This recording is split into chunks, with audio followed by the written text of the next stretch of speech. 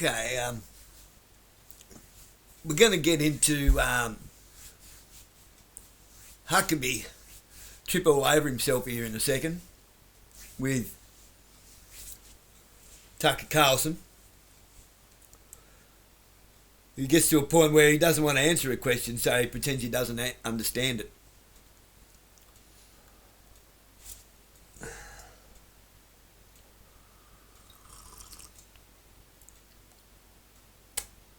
And this actually relates to my court case.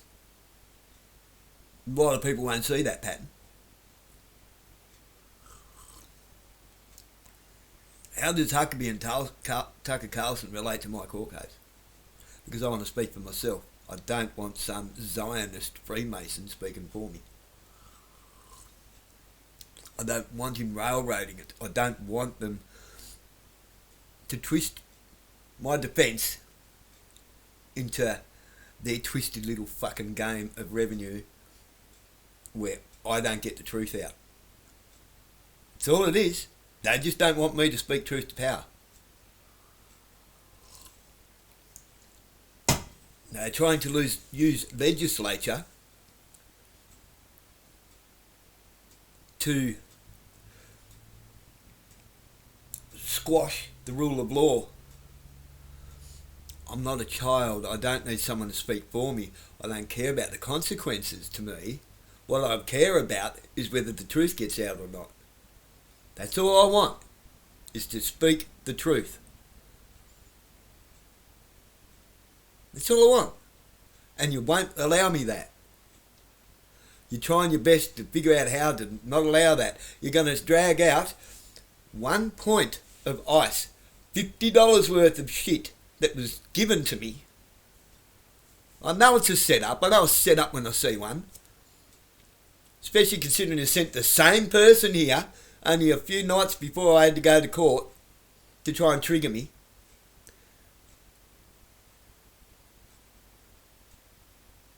You sent the same drug dealer here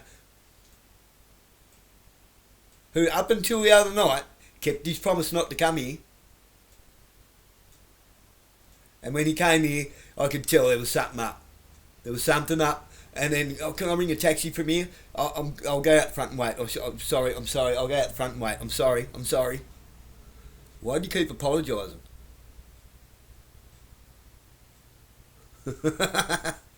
You think I'm bloody stupid. And then I sent the email that I sent to Trent Aitken explaining how drugs gets into the state. The real shipments, not the poofy little ones that the real shipments. The ones that come here in containers. I explained quite a few things, but I was only scratching the surface. I see why I'm getting filthy looks from certain people. Why I'm being followed around. I'm literally being followed around. When 2 cops are sitting in the library with exactly the same laptop each in a room full of computers. One sitting next to me. The other one sitting at another table looking straight at me. And I know they're cops. And they're pretending to not be cops. I've dealt with them before. They're cops. I know them. Perhaps you should send cops that I don't know.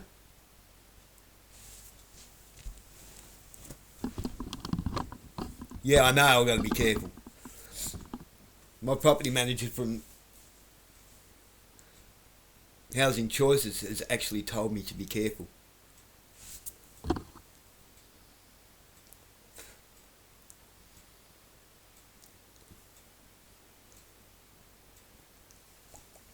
Bloody cat here. Who's admitted to me that her father was a Freemason from New South Wales. Yeah, I don't give a shit anymore. I don't. I really don't.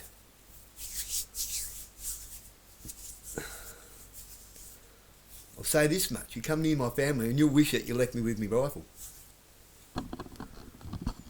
You don't know what I know.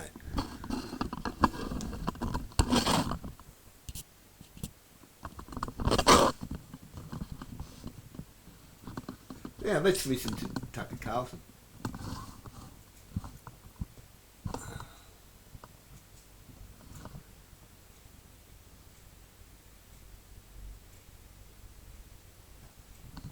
Yeah, let's. Because we've been captured. The entire West has been captured.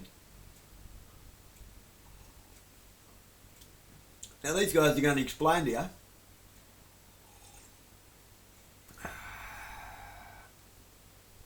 exactly what's going on here in Australia, in America, across the entire West.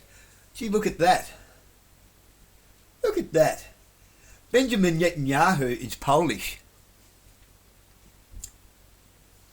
Come back to me.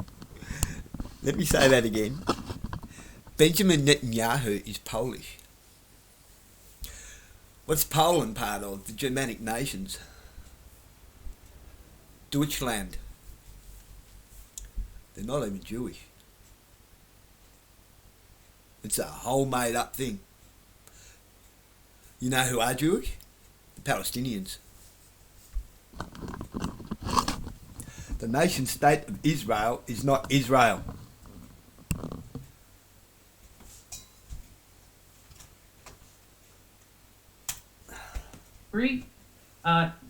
Naftali Bennett, he's from, I don't even can't tell. Polish. Same flag. He's Polish. Yeah. Ehud Olmert, he's Russian. Ariel Sharon, Polish. Ehud Barak, Lithuanian. Shimon Peres from Belarus. Yitzhak Rabin from Ukraine. Yitzhak Samir, Belarus. Golda Meir, Ukraine. Yiga Alyan, Belarus. And David Ben-Gurion, Polish. None of them are from there. Isn't that interesting? Some good Polish jokes now, but they're all anti-Semitic. All those Netflix and Amazon films where the bad guy is the Eastern Mafia. They aren't fighting with Liam Neeson. They all ended up here. Yeah, especially Ukrainian ones. People think that's Russian mafia, but those are Ukrainian Jewish mafia. It's real. Well, I just want to show you this. I know I showed you this in another segment, but I want to show it to you again. So there's a group of Jews called the Torah Jews, right? So, which is different from the Talmud, right? The Torah is a light. It's a guide. The Talmud is like a black hole in the form of a book.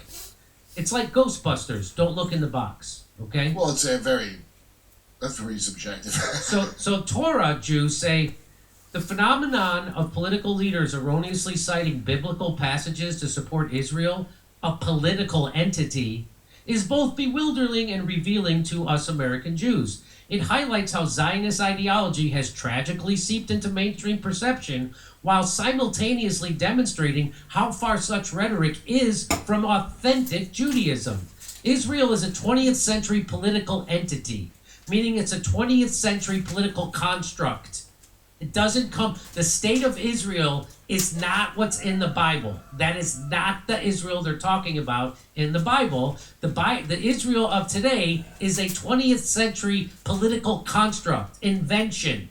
Invented by who? Invented by Zionists and the occupying force of Britain when they were occupying Palestine illegally, and then they illegally ceded that Palestine to the Zionists, and they call it Israel.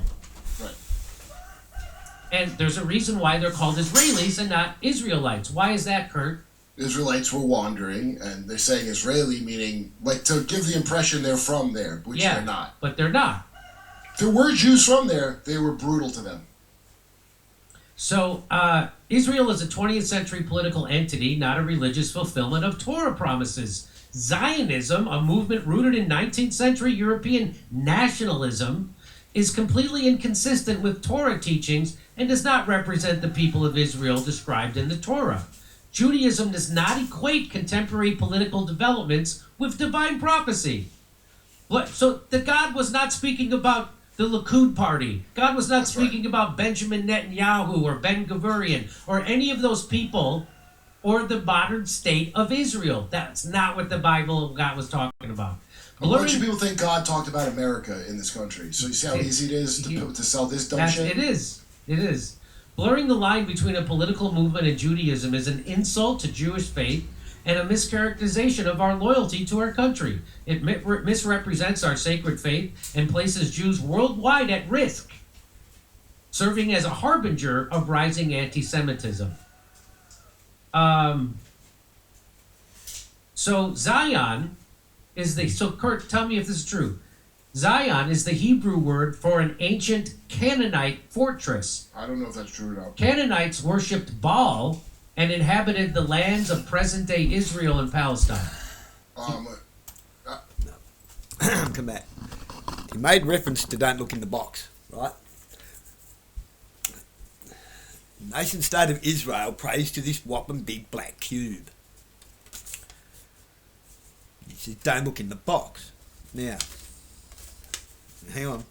It's going to take a little bit of finger dexterity. My fingers aren't great.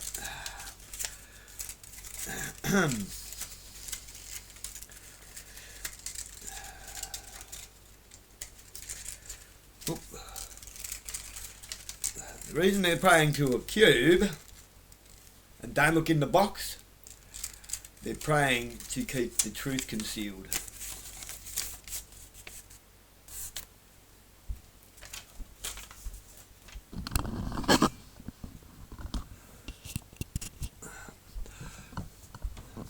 How many of you have picked up on that? The Zion thing, I'd have to look into. I don't know if that's true or not. But the Baal, yeah, there's like 3 or 4 different Baal. It means master. So, like Hannibal Barca from the Roman, the guy with the elephants in the Alps. Hannibal was worshipped Baal Amon. But there's Baal of Peor, there's Baal of whatever. Okay. And, yeah. Jeffrey Epstein, by the way, worshipped Baal.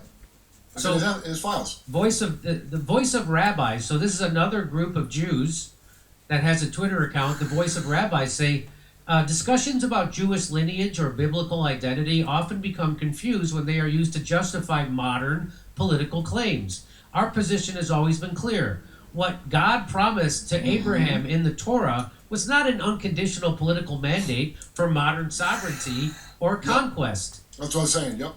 The covenant came with clear spiritual conditions. Yep. When those conditions were not upheld, the Jewish people were sent into exile, marked by the destruction of the Second Temple nearly 2,000 years ago. Since that time, we have lived in exile by divine decree. Right. If you believe in it, you would be against the modern state of Israel. Yes. So if you believed in the Bible, you would be against the modern state of Israel. So our tradition teaches that we are not permitted to establish sovereignty by force or through political nationalism before the coming of, how do you say that? Mashiach? Is that the Messiah? Mashiach. Yes, it is. The exile is not a historical accident. It's part of God's plan. So the Jews being exiled wasn't a goof. It's Mashiach Adonai. Adonai means God. God, King of Kings, Lord of Lords. Mashiach is the Messiah. God in the flesh. I don't know. Don't ask me for any more. Other than, I don't know, YWHW is male behold, hand behold. No, hand behold, male behold. A creator and a carpenter.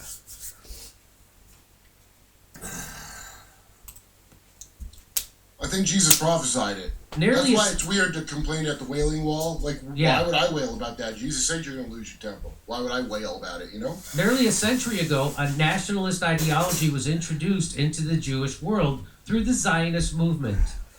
From its inception, leading rabbinic authorities opposed it as fundamentally incompatible with Judaism. A central tenet of our faith is that we accept the conditions of exile and live peacefully among the nations where divine providence has placed us. The Jewish people's connection to the Torah and to the Holy Land is spiritual and eternal. But it was never defined as a political project carried out by human power. Therefore, Israel, a political A political movement cannot claim to represent world Jewry or to act in the name of the Torah. Judaism is a covenant of faith, humility, and responsibility, not a political license for territorial expansion. So these are the real Jews representing real Judaism, and they're telling you that the people who conflate Judaism with Zionism and the modern state of Israel are heretics. Right. Well, They're just so you know, heretics. if you are Christian and join the military, you're a heretic. So imagine selling that to people. Nobody. Jewry. Now. Jury.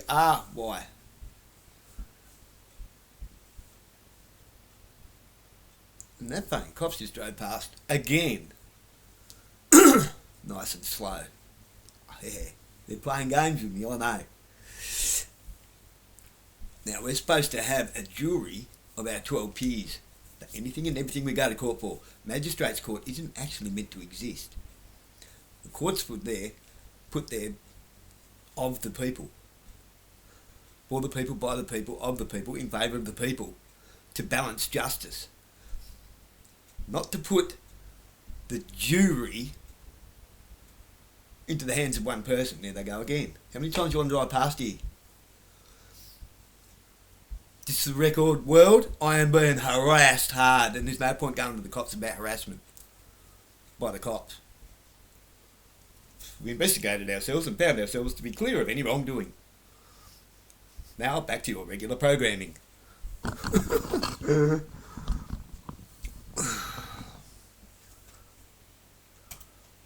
Who's ever fought in an American war as a Christian? Sorry. You think people want to hear that? Right, They Kurt, don't. you're mixing.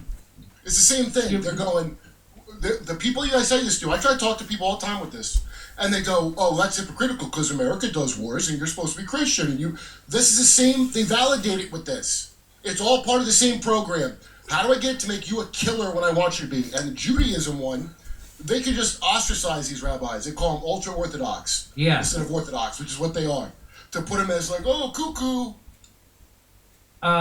So Huckabee, he responded to this, to his horrible appearance with Tucker Carlson. Oh, he did. He said, when I sat down with Tucker Carlson on Wednesday, I was expecting a thoughtful conversation and that he would ask questions and give me the opportunity to actually respond, just like he did with the little Nazi sympathizer, Nick Fuentes, or the guy He works for Israel. who thought that, I know, who thought Hitler was the good guy and Churchill was the bad guy. What I wasn't anticipating was a lengthy series of questions where he seemed to be insinuating that the Jews of today aren't really the same people as the Jews of the Bible. That's I'm openly saying it. Okay. Any idiot could see that. Ladies and gentlemen, there is free or maybe not for free. I'll first just say something I didn't think to say to Tucker, which is that Ashkenazi Jews, meaning those whose families had spent centuries in Europe, are a minority of Israel's Jewish population, only maybe 35 to 40%. There are far more Sephardic and Mizrahi Jews inside Israel. What?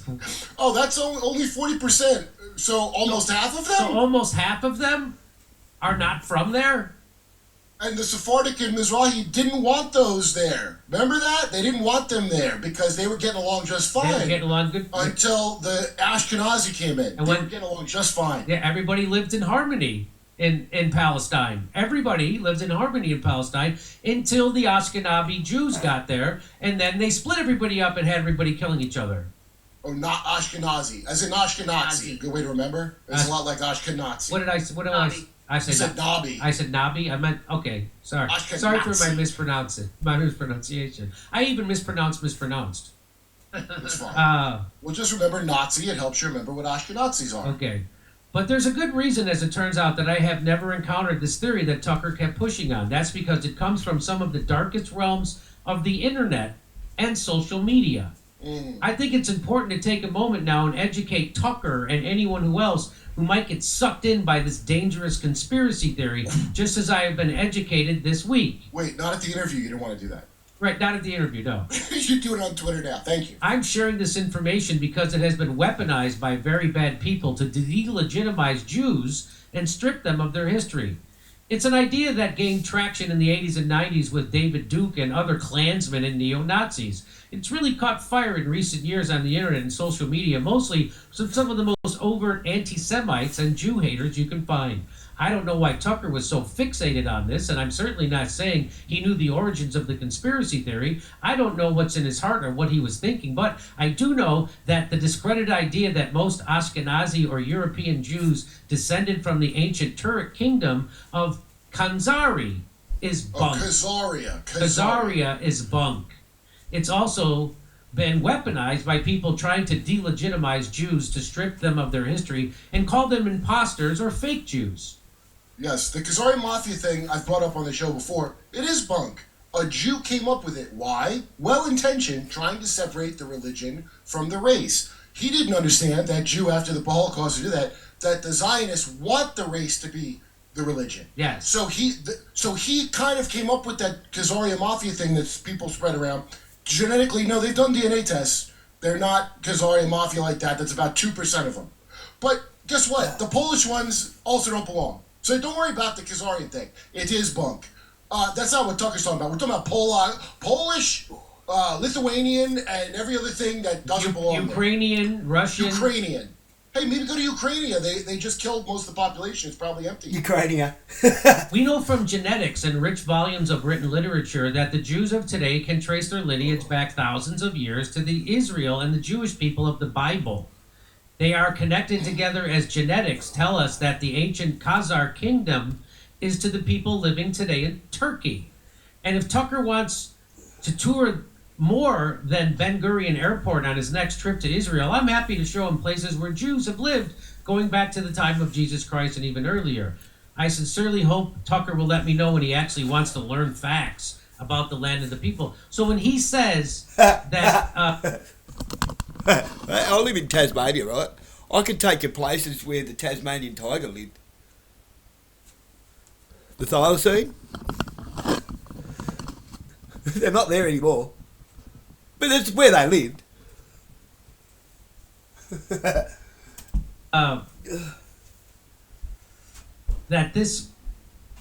He said that this comes from the darkest places of the internet. Well, Michael Reckenwald, he let us know this is the darkest places of the internet. The darkest places of the internet are scholarly papers. Yes. By a pro-Jewish writer who was Jewish trying to, like I said. So out of Khazaria, evidence for Jewish genome lacking.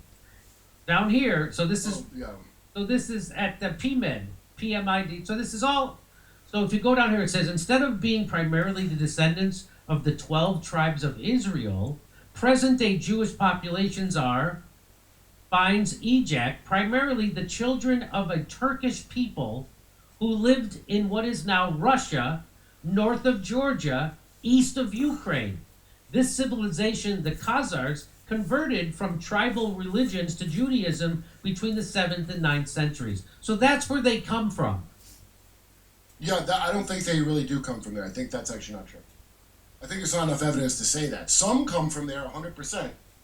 But our the thing findings, that matters... Yeah. So it says, our findings support the Khazarian hypothesis and portray the European Jewish genome as a mosaic of Near Eastern Caucasus. There you go. European and Semitic ancestries, thereby consolidating previous contradictory reports of Jewish ancestry. We further describe a major difference among Caucasus populations explained by the early presence of Judeans in the southern and central Caucasus.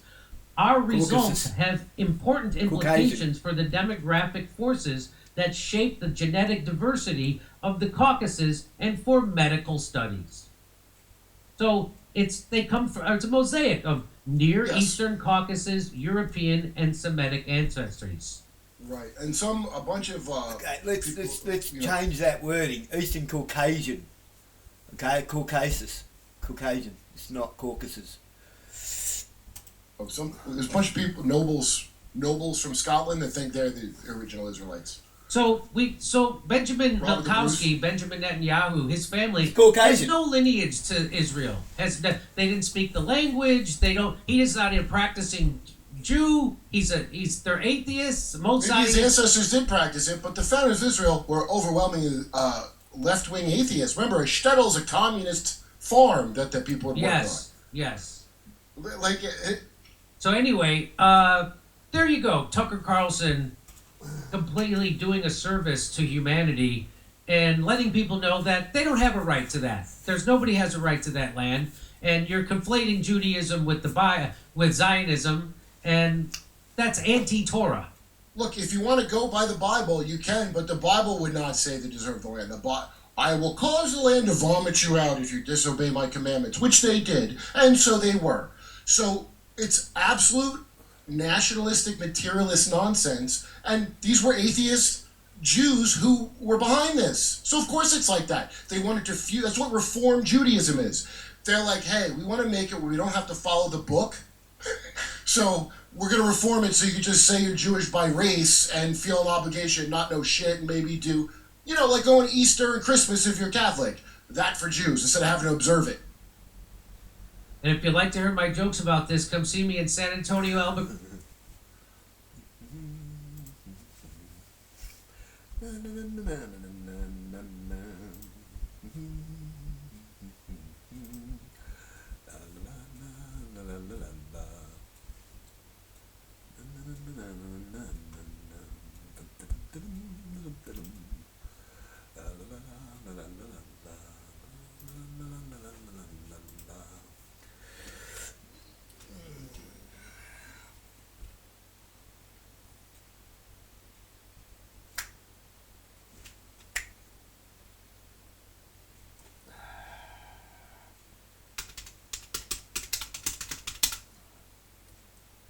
Oh, really? Are we going to play that game, you stupid keyboard?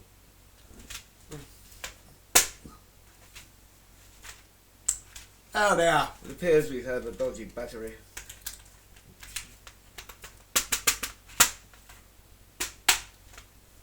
Do we? Yes, we do. I'll put that back in there. Oh, she done for.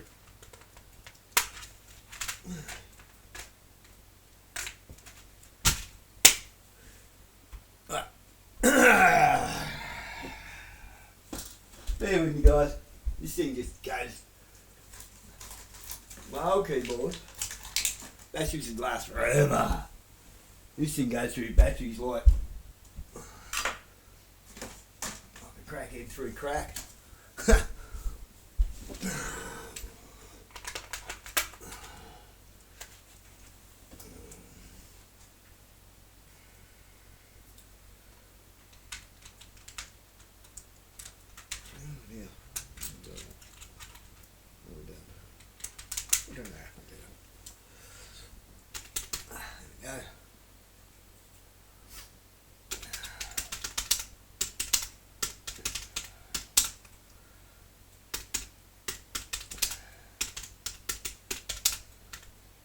See if it comes up for us.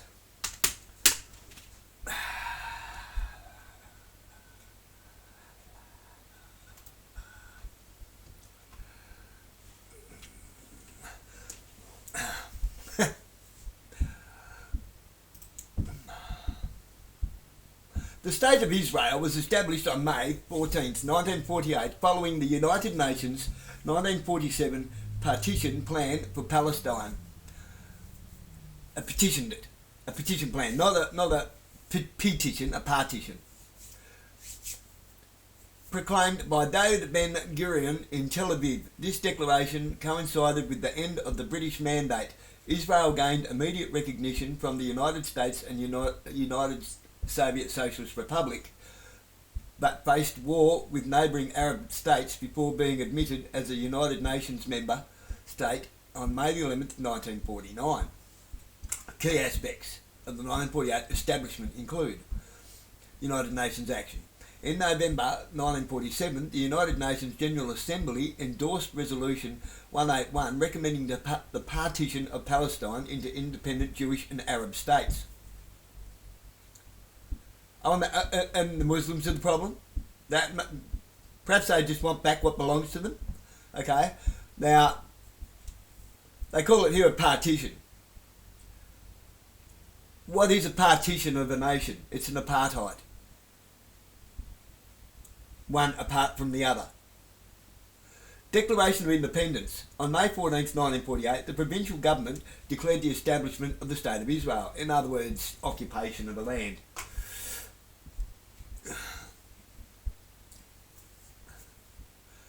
Decreed by the Department of Peace now. Conflict. Immediately following independence, neighbouring Arab nations initiated the 1948 Arab-Israeli War. Recognition. The United States granted de facto recognition on May 14th, 1948, followed by the Soviet Union's de jure recognition on May 17th, 1948. Admission to the United Nations. Israel was admitted as a member of the United Nations on May 11th, 1949.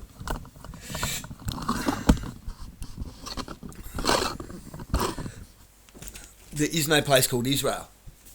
There is no place called Israel in there. It's the 12 tribes of Jacob. Jacob is Israel. It's a man. And that land belongs to the bloodlines of Abraham. Abraham is Abraham.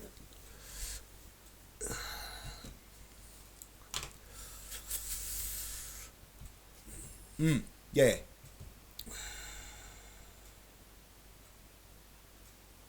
We're being occupied by an occupied state. Let that sink in for a minute. Our government is occupied by an occupied state in another country. Why do you think they're called territories?